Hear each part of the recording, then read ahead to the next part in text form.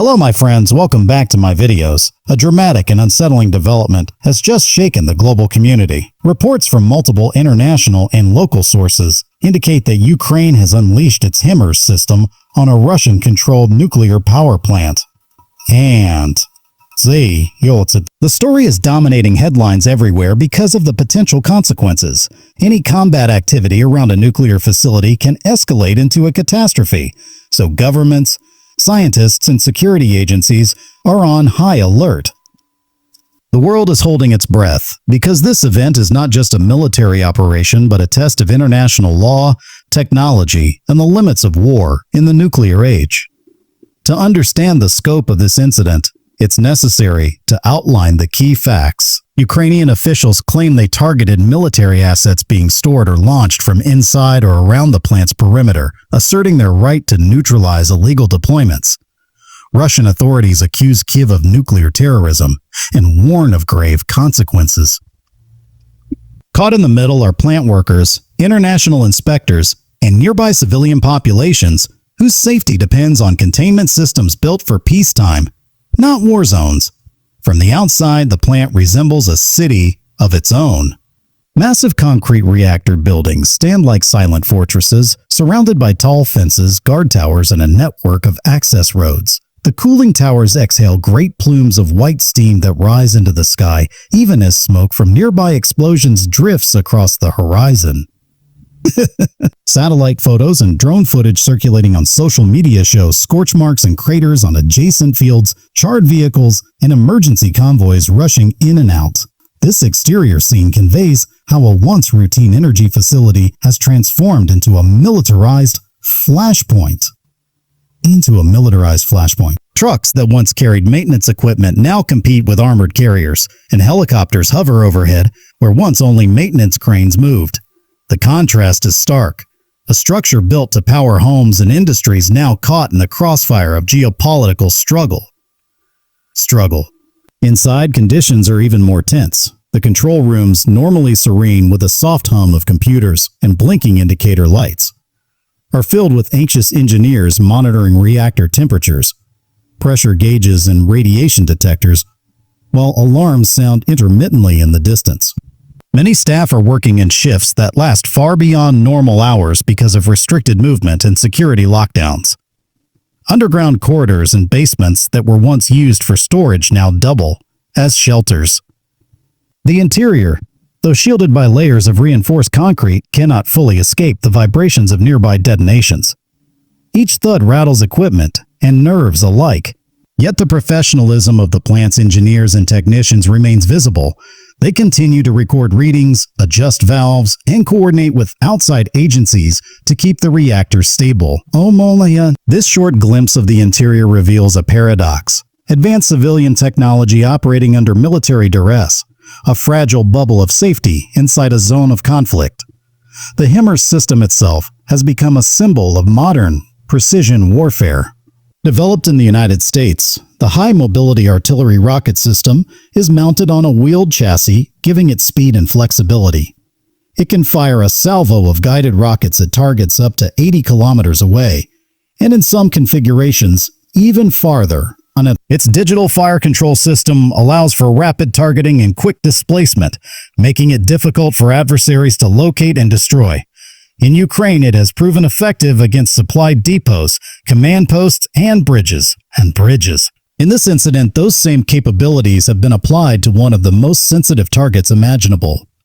The performance of HIMARS, its accuracy, its power, its mobility, translates directly into political and moral questions when the target lies next to nuclear reactors. Supporters argue that precision reduces collateral damage compared to older artillery systems. Critics point out that even a near miss at a nuclear facility could trigger a disaster far beyond conventional warfare. Safety is now at the forefront of every statement from international observers. As nuclear plants are designed with multiple redundant safety systems, thick containment walls, emergency cooling pumps, backup power supplies, and trained crisis teams.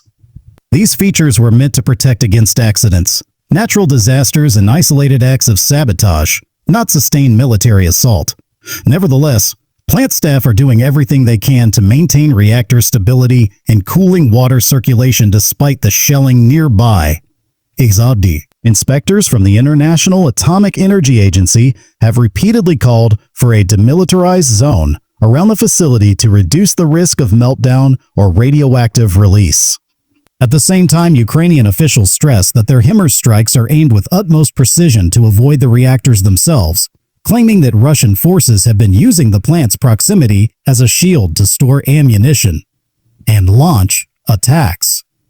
This dual layer of safety, technological and operational, highlights how both engineering and restraint must work together to avert catastrophe.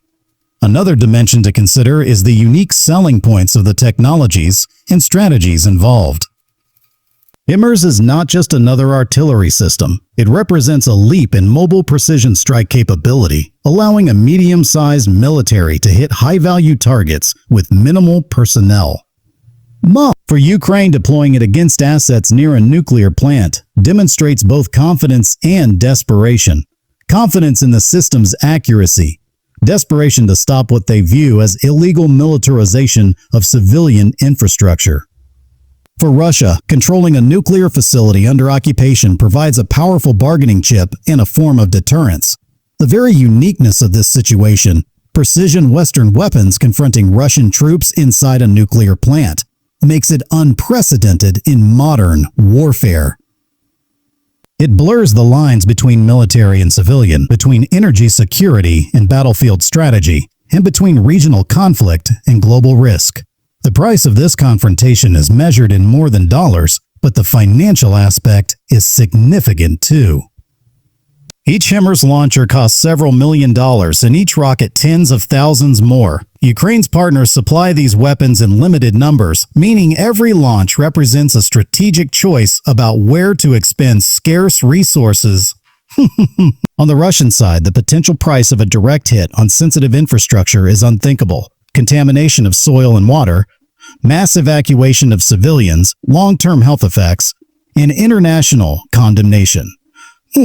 Insurance companies, energy markets, and neighboring countries all factor these risks into their policies and contingency plans.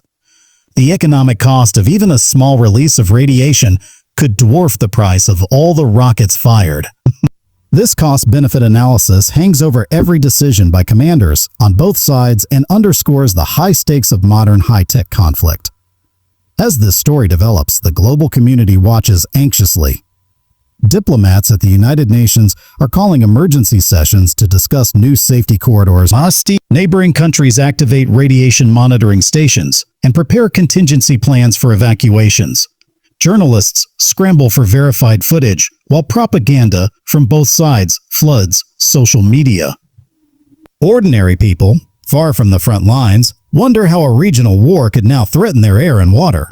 The drama unfolding at this nuclear plant has become a symbol of 21st century warfare, where advanced precision weapons, energy infrastructure, and information campaigns intersect.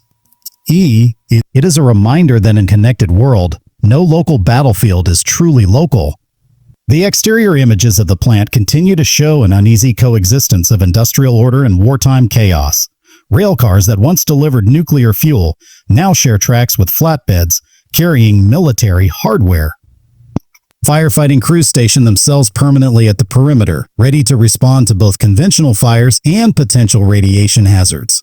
Drones buzz overhead gathering intelligence, while frightened birds scatter from cooling ponds. This persistent blending of military and civilian visuals reinforces the gravity of the situation. The plant's massive domes and towers were meant to inspire confidence in stable power supply. Now they inspire dread about what might happen if an artillery strike goes wrong. Inside, staff whisper about their families while maintaining stoic professionalism. Emergency drills that were once rare are now a daily ritual. The hum of machinery mixes with the rumble of distant explosions and the occasional crackle of small arms fire near the gates. International observers move through hallways escorted by armed guards, documenting evidence of military presence and safety protocol compliance. The tension is palpable, but so is the determination to keep the reactors stable. This portrait of the interior humanizes a story often reduced to maps and statistics. It is about people working under unimaginable pressure to prevent a nightmare scenario. Performance metrics continue to define the military side of the story. Reports suggest that HIMARS rockets landed within a few meters of designated targets, illustrating the system's renowned accuracy. Military analysts debate whether this strike signals a new phase of the war, where even the most sensitive sites are no longer off limits. Others warn that the political fallout may outweigh the tactical gains. In this sense, the performance of the weapon is both its strength and its dilemma. Precision makes strikes possible that might otherwise be rejected as too risky, yet precisely because it can be done, commanders may choose to do it, moving the world closer to the edge. Safety efforts intensify in response. Mobile radiation labs are deployed around the plant, measuring air and water quality every few hours. Backup generators are fueled and tested repeatedly in case main power lines are severed. Contingency plans for partial or full evacuation of staff are updated daily. Each measure reduces the probability of disaster but cannot reduce it to zero. The inherent danger of combat near nuclear material means the situation remains precarious despite all precautions. Safety, in this context, is as much about political decisions as about engineering. The unique selling points of HIMARS, its symbolism as Western support, and the plant's role as both an energy source and a hostage to war, have created a new type of strategic theater. Instead of front lines defined by trenches or cities, the world now sees front lines defined by infrastructure nodes whose destruction or survival shapes the political narrative. The nuclear plant is not just a backdrop but a central character in this narrative, embodying both technological achievement and vulnerability. This uniqueness ensures that every development is magnified in international discourse, making the stakes higher for both sides. Price continues to echo through discussions in subtle ways. Aid packages from allied nations are debated in legislatures thousands of kilometers away. Energy prices spike in futures markets as traders speculate about disruptions. Local farmers worry about their harvests in case of contamination. Each rocket fired, each convoy moved, each statement issued carries costs in money, trust, and stability. The hidden price may be the erosion of the unwritten norms that once kept certain targets off limits. When high-value weapons are used near high-risk facilities, the entire framework of restraint that underpins global security is tested. In the final analysis, this incident is more than a tactical episode. It is a moment of reckoning for how wars are fought in a world dense with critical infrastructure. The exterior of the plant shows the physical reality of war encroaching on civilian technology. The interior shows the human reality of professionals striving to keep a fragile safety net intact. The performance of HIMARS illustrates the capabilities and dilemmas of precision weaponry.